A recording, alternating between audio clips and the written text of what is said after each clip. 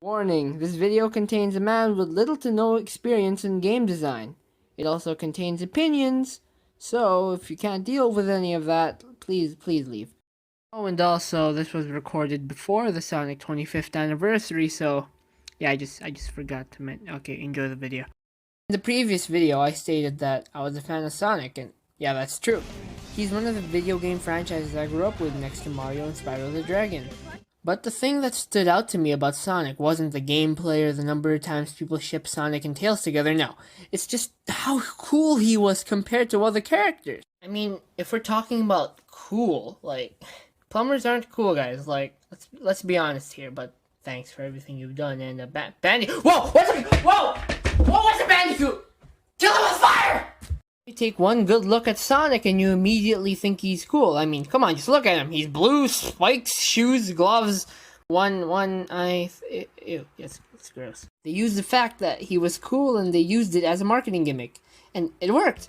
The first Sonic game is the best-selling game on the Genesis, and Sonic is one of the most known and beloved video game franchises of all time. Recently, Sonic hasn't been doing good, which made me think, why has Sega struggled on making Sonic games? Because nowadays, there are more bad to mediocre games than there are good games. This series used to be filled with great games on the Sega Genesis, and now he's just a shell of what he was, with fans waiting for the next great Sonic game, including me. Huh, Sonic is pretty similar to Derrick Rose. That's weird. Good luck on the next, man.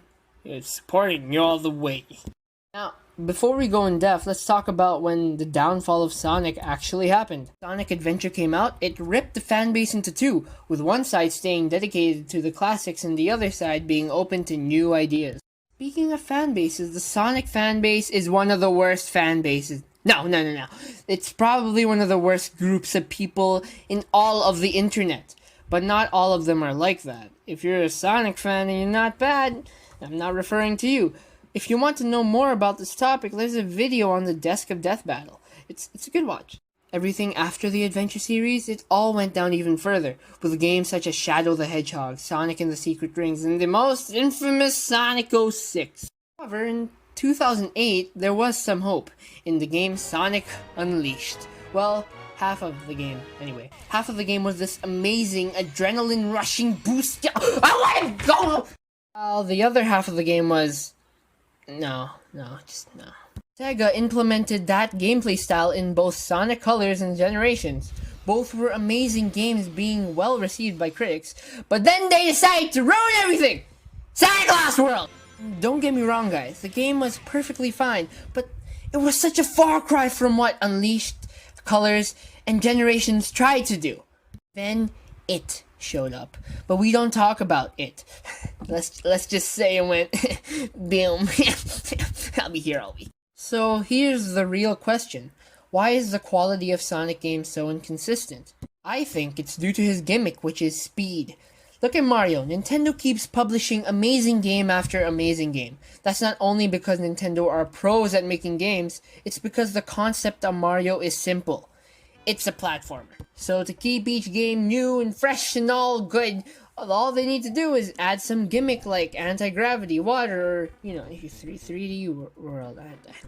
Unlike Sonic, who is a speed platformer. So if they want to make a Sonic game, not only do they have to add some sort of new gimmick to keep each installment fresh, but they also have to keep the speed part in there because, well, that's what he's known for. I know plenty of other video game franchises that have games with 2 or even more gimmicks, but speed doesn't go well with platformers. But why did it work so well for the 2D games and it's so inconsistently bad for the 3D games? In 2D Sonic games, you usually have to start off in the left side, trying to get to the right side as fast as you can. You also have to worry about your 4 directions, up, down, left, right. And you also have to worry about the average hazards and obstacles. Now take all of that, and instead of the 4 directions, now you have infinite directions. That's a 3D Sonic game. At first it might not seem that drastic, but it changes everything. 2D Sonic games, you only had to follow one path, and that is to the right.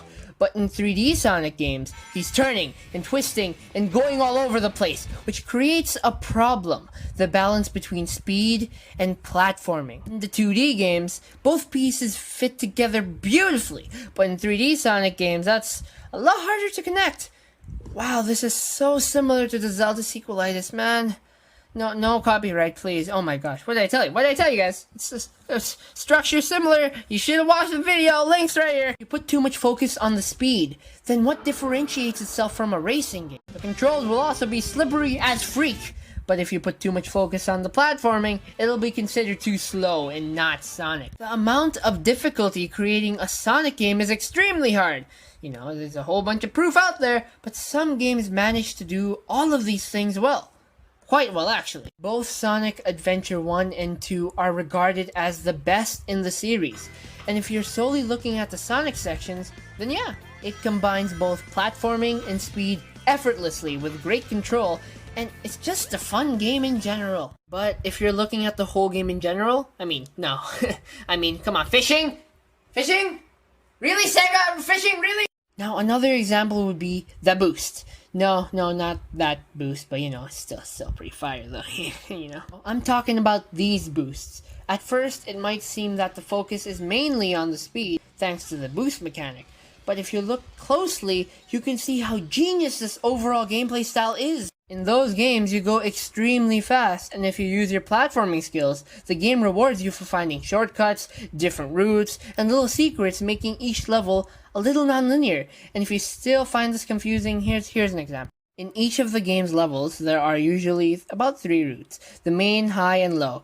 And you start in the main route, and if you're skilled enough, you'll end up on the high route. But if you don't, you'll be on the main or even on the low, depending on how you play. Most people won't notice the grind rail or the loop thing while you're literally going Bugatti times 9 speeds. I swear that made sense. I've been talking about gimmicks, but if you're going to add them, there's a certain line you can't cross. There are 2 types of gimmicks. Ones that help improve and keep the game fresh, and others that are added for no other reason than grabbing attention. I can stand the fact that you gave him a sword. I can stand the fact that you gave Knuckles steroids, but I draw the line at where else, really? Sorry about that little rant. Hopefully the next Sonic game can be a great one, and also Derrick Rose can have another MVP season like in 2011-12. Whoa, it's been a long time since I uploaded. It's been like a month, I think. I don't feel like checking. And yeah, there's reasons why I didn't upload for a long time. First, tablet cracked for no apparent reason. It's weird. And also, I accidentally deleted my animation file, so I had to restart the whole video over again, which was fun. And we went to a trip to Mexico recently, so that was actually fun, so yeah. So yeah, at least the video's done. And woo! Oh, and follow my social media links. I made those.